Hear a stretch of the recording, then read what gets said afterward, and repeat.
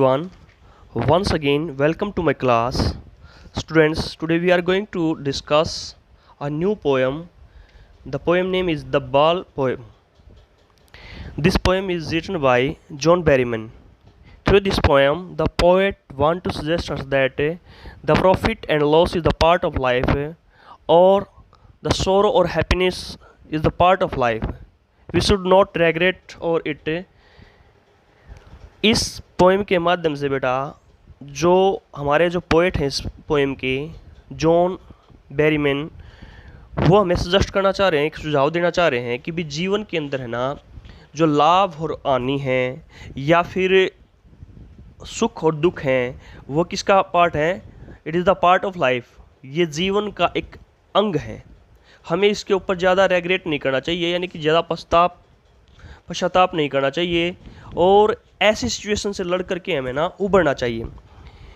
इसी को लेकर के बाल पोएम की रचना की गई है जॉन बेरीमैन के द्वारा, और इसमें एक लड़के के माध्यम से हमें सुझाव देना चाह रहा है कि भी है ना लड़का ना पहली बार है ना उसकी कोई चीज़ है ना गुम हुई है, उसकी बाल गुम हुई है और उसने एक लॉस को पहली बार है ना भी लॉस होता क्या है उसको दिखाया है।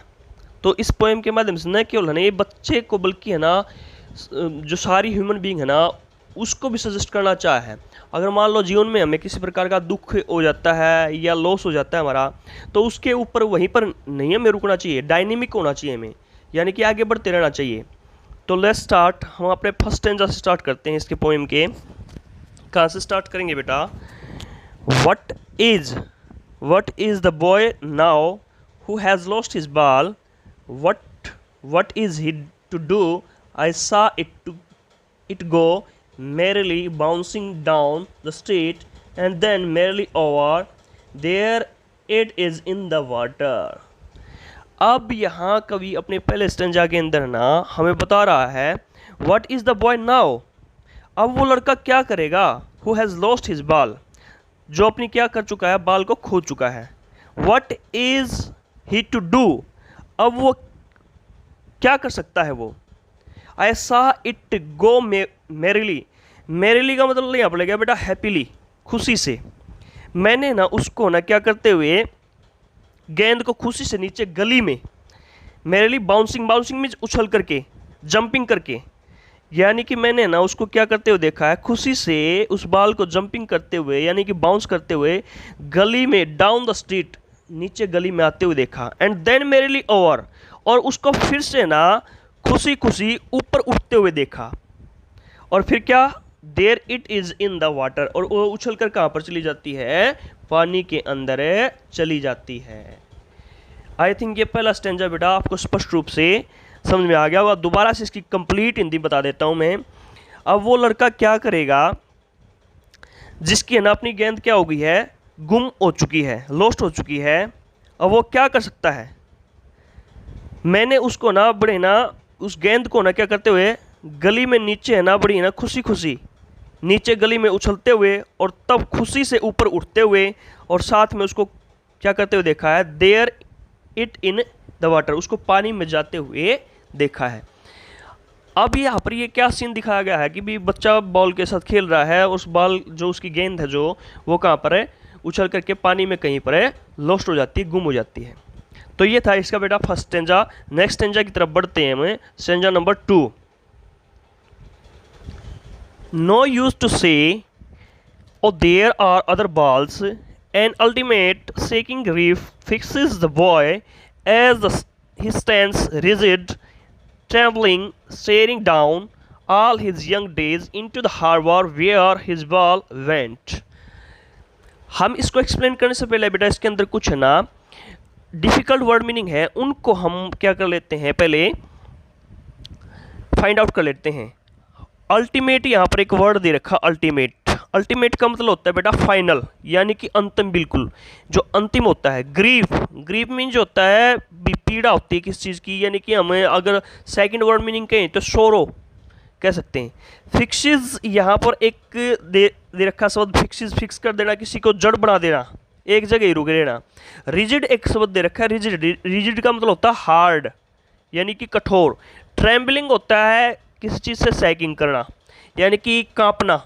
और हार्बर होता है हम कह सकते हैं पोर्ट या बंदरगाह, जहाँ से ना जो जहाज वगैरह जो है ना पानी के जो जहाज वगैरह शिप वगैरह वहाँ पर सामान लाने और ले जाने का काम करते हैं, जहाँ से एक पानी का हम किनारा कह सकते हैं, उसको हार्बर बोलते हैं। तो अब इसकी हम क्या करते हैं बेटा, एक्सप्लेनेशन करते हैं।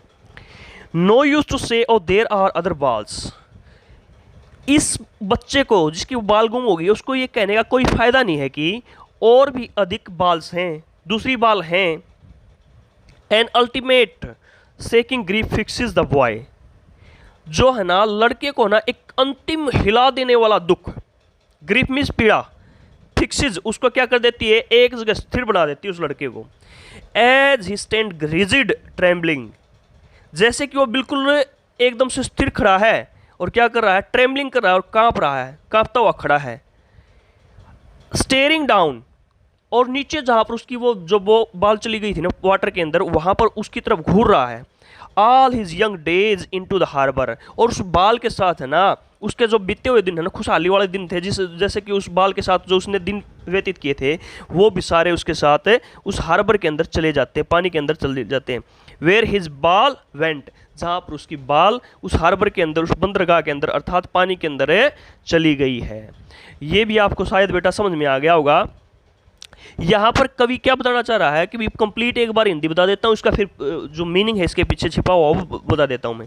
उस बच्चे को ये कहने का है ना कोई भी फायदा नहीं होगा कि भी है ना और भी तो अधिक बाल है, तुम और खरीद सकते हो। और एक है ना बिल्कुल है ना अंतिम जो हिला देने वाला, शेकिंग कर देने वाला जो है ना दुख है, उसने उसको क्या कर दिया, फिक्स कर दिया है, स्थिर बना दिया है। और वो बच्चा बिल्कुल एकदम से स्थिर खड़ा है, बिल्कुल कठोर होकर के खड़ा है और बिल्कुल उसके अंदर क्या कर रहा है, कांप रहा है। और स्टेयरिंग डाउन, और नीचे है ना बिल्कुल नीचे की तरफ घूर रहा है। और जैसी वो उसकी बाल चली गई है ना हार्बर के अंदर, जहाँ पर उसकी बाल चली गई है, उसके सारे जो यंग डेज थे ना, यानी कि उस बॉल के साथ जो बिताए हुए दिन थे, वो सब कुछ क्या हो गए हैं, चले गए हैं। यहाँ पर बेटा क्या बताना चाह रहा है भी कवि, ये जो बच्चा ना उसने अपने जीवन के अंदर लॉस है ना पहली बार देखा है, और जिसके कारण ना वो एकदम से उसके हाथ पांव फूल गए हैं। तो उसको कभी भी रोक टोक नहीं कर रहा है, क्योंकि है ना कवि क्या चाहता है कि भी है ना जीवन के अंदर जो लॉस है ना और गेन है, उस पार्ट को है ना वो अपनाए, और जितना जल्दी उस पार्ट को अपना लेगा ना उसके लिए, उस बच्चे के लिए उतना ही अच्छा होगा। आई थिंक ये सेकंड स्टेंजा भी आपको समझ में आ गया, और अब थर्ड स्टेंजा की तरफ हम आगे बढ़ते हैं। I would not intrude on him a dime another wall is worthless. Now he senses first responsibility in a world of possessions. यहाँ पर कुछ बेटा वर्ड मीनिंग दे रखे हैं, इसको स्टेंजा को अच्छी तरीके से समझने से पहले सबसे पहले हम क्या करते हैं, इनको समझ लेते हैं। सबसे पहला वर्ड मीनिंग क्या है, इंट्रूड। इंट्रूड का मतलब होता है इंटरफेयर करना, किसी चीज़ के अंदर दखल देना। डाइम एक क्या है, एक करेंसी है, यूके करेंसी, जो 10 सेंट के बराबर है, यानी कि एक डाइम, ये यूएस की करेंसी का पार्ट है डाइम। एक कॉइन जिसको हम कह सकते हैं सिक्का भी कह सकते हैं। वर्थलेस का हम कह सकते हैं, वर्थलेस एक वर्ड मीनिंग दे रखा है, यानी कि यूजलेस, बेकार। और वर्ल्ड ऑफ पोसेशंस, यहाँ पर दे रखा है वर्ल्ड ऑफ पोसेशंस, कह सकते हैं हमें मेटलिस्टिक वर्ल्ड, यानी कि सांसारिक जो जितनी भौतिक चीज़ें होती है ना, भी कार है, घर है, भी फोन्स वगैरह हैं, ये क्या है, मेटलिस्टिक थिंग्स हैं। यानी कि वर्ल्ड ऑफ पोसेशंस है, यानी कि जिस जिस चीज़ के ऊपर हमारा अधिकार होता है उसको क्या बोलते हैं, वर्ल्ड ऑफ पोसेशंस। तो ये तो हमारे word meaning, difficult word meaning. अब हम है ना आगे बढ़ते हैं। I will not intrude on him, मैं है ना जिस अवस्था के अंदर वो लड़का खड़ा है ना, यानी कि रिजिड हो चुका है, उसके अंदर किसी प्रकार की दखल अंदाजी नहीं करूंगा, मैं नहीं करना चाहूंगा। क्यों, a dime another ball is worthless, यानी कि उसको ये कहना ना कि बिना दूसरी है ना जो बाल है ना एक डिम के अंदर आ जाएगी, अनदर, अनदर मीन्स दूसरी बाल, ये बात उसको कहना बेकार है, बिल्कुल बेकार है, व्यर्थ है, यूजलेस है। Now he senses, senses means होता है फील करना किस चीज़ को। Now he senses first responsibility, वह है ना अपनी है ना पहली जिम्मेदारी का एहसास कर रहा है। किस चीज़ की जिम्मेदारी का, इन अ वर्ल्ड ऑफ पोसेशंस, यानी कि संसार के अंदर ना, जो भौतिक संसार है ना, भौतिक संसार के अंदर पहली जिम्मेदारी, भौतिक संसार क्यों कहा गया बेटा, उसकी जो बाल थी ना, बाल, उस बाल के अपनेपन का वो एहसास कर रहा है, भाई ये चीज़ तेरी थी। तो है ना, इस यानी कि now he senses first responsibility, वह अपनी पहली जिम्मेदारी का एहसास कर रहा है, किसका, इस भौतिक संसार के अंदर, इस भौतिक संसार के अंदर वो अपनी पहली जिम्मेदारी का एहसास कर रहा है। इसलिए मैं उसको बीच में नहीं रोकूंगा टोकूंगा, वो इससे खुद ही क्या करेगा, लड़ेगा और इससे खुद ही बाहर निकलेगा। यहाँ पर कवि यही बताना चाह रहा है भी संसार के अंदर जो है ना, जितनी भी है ना, क्या है, पोसेशंस हैं, यानी कि जो भी है ना अच्छी अच्छी चीज़ें हैं, हमारे घर हैं भाई, गाड़ी वगैरह है, महंगी महंगी चीज़ें हैं, ये क्या है, सारी मेटलिस्टिक हैं, ये भौतिक संसार है और इसका एक दिन नश्वर होना है, इसके ऊपर रेग्रेट करने का यानी कि दुख करने का कोई लाभ नहीं है। दोबारा से मैं इसकी कंप्लीट बेटा हिंदी बता देता हूँ भी। यहाँ पर पहली लाइनिंग के अंदर बताना चाहा कवि ने, जिस अवस्था के अंदर वो बच्चा है, मैं उसको बिल्कुल भी उसके अंदर दखलंदाजी नहीं करूँगा, और उसको ये कहना भी है ना, व्यर्थ की बात होगी कि भी है ना, एक जो है ना कोई दूसरी बॉल खरीद सकते हो तुम एक डिम के साथ, यानी कि करेंसी के साथ, एक सिक्के के साथ दूसरी बॉल खरीद लोगे नाउ, क्योंकि वो है ना अब बच्चा ना, इसलिए मैं उसको दखलंदाजी नहीं करूँगा क्योंकि वो बच्चा है ना अपनी पहले जिम्मेदारी का एहसास कर रहा है इस भौतिक संसार के अंदर। तो आई थिंक बेटा ये ना आपको समझ में आ गया होगा किस चीज़ की जिम्मेदारी का उसने एहसास किया है, भी ये चीज़ तेरी है, यानी कि हर कोई कभी ना कभी है ना इस दौर से गुजरता है भी। कोई चीज़ आप जैसे कि कोई छोटा बच्चा खिलौना होता है, वो खिलौना टूट जाता है तो उसको उस चीज़ का एहसास होता है, ये तेरा खिलौना था, लॉस का भी एहसास होता है, उसको भी आने का भी एहसास होता है, और हर चीज़ हमें इस संसार के अंदर सीखनी होती है पहली बार। यहाँ पर ये बताना चाह रहा कभी। नेक्स्ट स्टेंजा की तरफ आगे बढ़ते हैं हम। People will take balls, ball will be lost always, little boy, and no one buys a ball back, money is external। अब यहाँ पर कवि का है ना एक डीप मीनिंग है। कवि कहता है कि छोटे बच्चे लोग तो गेंद यानी कि जो बाल होती है, बाल्स होती हैं, वो बाल खरीदेंगे, बाल खरीदते हैं, बाल्स, पीपल विल टेक बाल्स, यानी कि बाल से यहाँ पर या किसका लिए एक सिंबॉलिक चीज़ है ये बाल, यहाँ पर एक लाक्षणिक शब्द का प्रयोग किया गया है, सिंबल के रूप में लिया गया बाल को। बाल यहाँ पर मेटलिस्टिक थिंग्स का एक सिंबल है, जो हमारी भौतिक चीज़ें नहीं है उनका सिंबल है।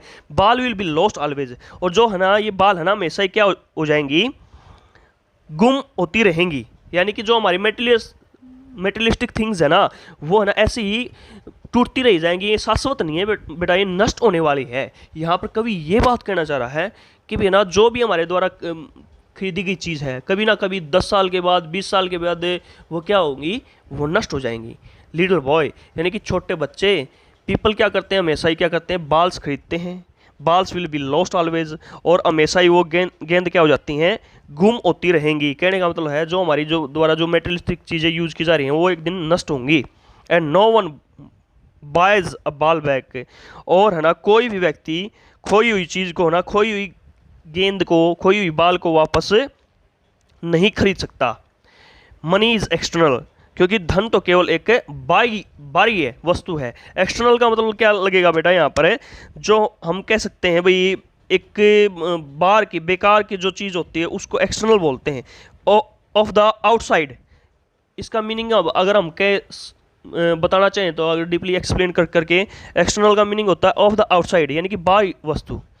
यहाँ पर देखो बेटा इस लाइन को दोबारा फिर पढ़ेंगे, and no one buys the ball back, यानी कि कोई भी है ना जो चीज़ है ना, कोई भी व्यक्ति ने खोई हुई चीज़ को, यानी कि गेंद एक चीज़ के रूप में दिखाया गया, यहाँ पर सिंबल है, यहाँ पर गेंद को ना वापस नहीं खरीद सकता। कहने का मतलब जो हमसे टूट गई है, गुम हो गई है, या उस चीज़ को जो हमारे पास थी, हमारे पोसेशन में थी, अपने अधिकार में थी, वो उसको दोबारा हम नहीं ले सकते। या कोई मान लो भी हमारी कोई प्यारी चीज़ है, या हमारे परिवार में कोई भी चीज़ है, इवन हम ह्यूमन बीइंग को लगा लें, अगर एक बार है ना उसकी मृत्यु हो जाए, क्या हम उसको दोबारा प्राप्त कर सकते हैं? सेम यही बात है ना, कवि है ना इस बाल के माध्यम से सारी ह्यूमन बीइंग को दिखाना चाह रहा है, उस बच्चे के थ्रू, उस बच्चे के माध्यम से बात को बताना चाह रहा है। तो दोबारा से मैं इसकी लाइनिंग को पूरी हिंदी को बता देता हूँ। पीपल होते हैं ना वो ऑलवेज है ना क्या करते हैं, वो बाल लेंगे, हमेशा ही लेंगे। बाल कहने का मतलब मेटेरियल चीज़ों को लेंगे, और balls will be lost always, और जो ये बॉल है ना, गेंद है ना, वो हमेशा क्या होगी, वो गुम होगी। यानी कि कहने का मतलब है ये कभी ना कभी तो नष्ट हो गई, जो चीज़ हमें हमारे द्वारा खरीदी गई है। Little boy and no one buys a ball back, यानी कि जो नष्ट हुई चीज़ है ना, या बाल है जो भी है, उसको कोई भी वापस नहीं खरीद सकता है। मनी इज़ एक्सटर्नल, और जो पैसा होता है ना, वो धन होता है, वो केवल बाहरी वस्तु है, वो शाश्वत नहीं है, सदा रहने वाली नहीं है। आई थिंक ये आपको समझ में आ गया बेटा। नेक्स्ट स्टैंजा की तरफ हम बढ़ते हैं, फाइनल स्टैंजा की तरफ है। Stanza number 5, he is learning well behind his desperate eyes, the epistemology of loss, how to stand up, knowing what every man must one day know and must know many days, how to stand up. बड़ा ही प्यारा stanza है, सबसे important stanza है बेटा। Desperate, अगर हम यहाँ पर कुछ कठोर वर्ड मीनिंग दे रखे हैं, डिफिकल्ट वर्ड मीनिंग है। डेस्परेट का मतलब होता है बेटा हताश या उदास होना, कहने का मतलब है होपलेस, निराश होना। एपिस्टेमोलॉजी होती है बेटा साइंस ऑफ नॉलेज, एक प्रकार से नॉलेज, ज्ञान होना किस चीज़ का, ज्ञान संबंधी, ज्ञान का विज्ञान कह सकते हैं हम इसको। ये बात यहाँ पर दो मेन जो है ना वर्ड मीनिंग थे वो दे रखे हैं। तो यहाँ पर पहली लाइन के अंदर क्या बताएगा, ही is learning well behind his desperate eyes, वह अपनी निराश आंखों के पीछे नुकसान के अर्थ को सीख रहा है। द एपिस्टेमोलॉजी ऑफ लॉस, यानी कि जो है ना नुकसान का जो ज्ञान होता है ना, उसको एपिस्टेमोलॉजी क्या होता है बेटा, साइंस ऑफ नॉलेज, ज्ञान का विज्ञान। किस चीज़ का विज्ञान, लॉस का, यानी कि जो है ना पहली बार अपने जीवन के अंदर उसको लॉस का ज्ञान हो रहा। अभी लॉस होता क्या है, नुकसान होता क्या है, तो वो बच्चा है ना अपनी डेस्परेट आइज के पीछे, यानी कि निराश आंखों के पीछे ना, यानी कि है ना एक लॉस के ना ज्ञान को सीख रहा है। हाउ टू स्टैंड अप, और किस प्रकार से ना कि भी है ना खड़ा होना है, यानी कि अपने आप को मजबूत बनाना है। लॉस के अंदर भी हमारे भी लाइफ के अंदर भी कोई लॉस हो गया, हानि हो गई, इसका मतलब ये थोड़ी हमारी लाइफ ही खत्म हो जाएगी। हमें फिर से स्टैंड अप होना चाहिए, यानी कि फिर से नई शुरुआत करनी चाहिए। Knowing what every man must one day know, उस बात को जान रहा है जिसको ना एक दिन है ना प्रत्येक व्यक्ति समझ जाएगा। And most know many days, और बहुत से तो आने वाले दिनों में जानेंगे। Most know many days, many days means आगे आने वाले जो दिन है ना, काफ़ी जो दिन है आगे आने वाले दिन है। हाउ टू स्टैंड, और जानेंगे कि किस प्रकार से खड़ा होना है हमें इन मुश्किल हालात के अंदर। यहाँ पर एक बार से फिर से मैं बता रहा हूँ बेटा इसकी हिंदी को भी है ना, वो जो बच्चा ना अपनी निराश आंखों के पीछे, यानी कि जो हानि का जो ज्ञान है ना, एपिस्टेमोलॉजी है, उसको सीख रहा है, और उस हानि के अंदर है ना किस प्रकार अपने आप को बनाए रखना है, इस बात को जान रहा है। What every man must one day know, जिसको ना उस ज्ञान को ना हर प्रत्येक व्यक्ति है ना समझ जाएगा। और बहुत सारे लोग हैं ना या तो उसको जल्दी से, कुछ लोग तो जल्दी से समझ जाते हैं, और कुछ लोग हैं ना आने वाले समय के अंदर, and most know many days how to stand, और बहुत सारे जो लोग हैं ना आने वाले दिनों के अंदर इस बात को जान जाएंगे। किस बात को, एपिस्टेमोलॉजी ऑफ लॉस, यानी कि किसका, हानि का जो ज्ञान नहीं है उसको, यानी कि हानि होती क्या है और उससे कैसे पार पाया जाता है, कैसे स्टैंड अप करना है अपने आप को, इस चीज़ को आगे आने वाले दिनों के अंदर जान जाएंगे। ये था बेटा हमारी पोएम का कंप्लीट एक्सप्लेनेशन। आई थिंक ये आपको हेल्पफुल होगी। अगर ये आपको हेल्पफुल होना बेटा, I would like to request, मैं एक रिक्वेस्ट करना चाहूँगा, please like share and subscribe. जो स्टूडेंट्स इसको देखें कहीं से भी, हमारी कंट्री के किसी पार्ट से, please like share and subscribe my channel. Thank you and have a nice day.